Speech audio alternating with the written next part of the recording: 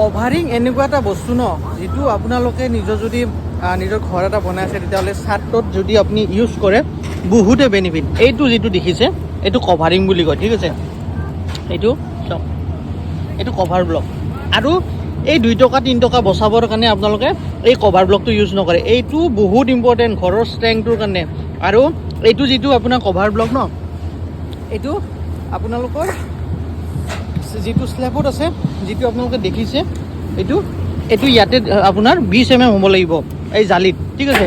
আৰু যিটো পষ্ট আছে, পষ্টত ইয়াতে যিটো দিয়া গৈছে এইটো দেখিছেনে, সেইটো আপোনাৰ 30 mm হ'ব লাগিব। তেতিয়া আপোনালোকৰ যিখন মানে ছাদ আছে এখন ধুনীয়া হ'ব। স্লেবত আপোনাৰ ওপৰত থাকিব, তো যিবিলাক ৰড আছে ৰডবিলাক আপোনালোকৰ এতিয়া হানিকম অহাৰ চান্সটো নাথাকে, ৰডবিলাক ওলাই নাথাকে। সেইকাৰণে আপোনালোকে এই 2 টকা 3 টকা বচাবৰ কাৰণে এই বস্তুটো আপোনালোকে নিদিয়াকৈ নাথাকিব, ঠিক আছে। তো এনেকুৱা ইনফৰমেশ্যন ভিডিঅ' চাবৰ কাৰণে চেনেলটো ফ'ল' কৰি থ'ব। আৰু আমাৰ এইটো ছাদ ঢালাই হৈ আছে, তো সেইকাৰণে আপোনালোকক আজি দেখালোঁ। ছাদ ঢালাই চলি আছে, তো ছাদ ঢালাই চলাৰ কাৰণে আপোনালোকক ভিডিঅ'টো বনাই দেখালোঁ। কাৰণ বহুত মানে কি হয়, বহুত টেনশ্যন হয়। কাৰণ এখন ছাদ এটা ঘৰ বনোৱা বহুত টেনশ্যন, এনেকুৱা নহয় যে লগে লগে বস্তুবিলাক হয়। তো তাৰে মাজতে আমি কিছুমান ভিডিঅ' আপোনালোকক দিবলৈ চেষ্টা কৰোঁ। ভিডিঅ'বিলাক এনেকৈ চাই থাকিব।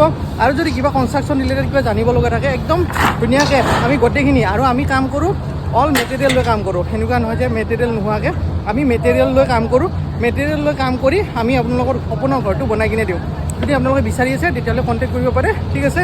তো এতিয়ালৈ আহিছোঁ, নেক্সট ভিডিঅ'ত এনেকৈ লগ পাম। আৰু এনেকৈ ছাদ ঢালাই চলি আছে আমাৰ, ঠিক আছে। তো আজি এইটো কমপ্লিট হৈ যাব। তো আৰু লগ পাম নেক্সট ভিডিঅ'ত।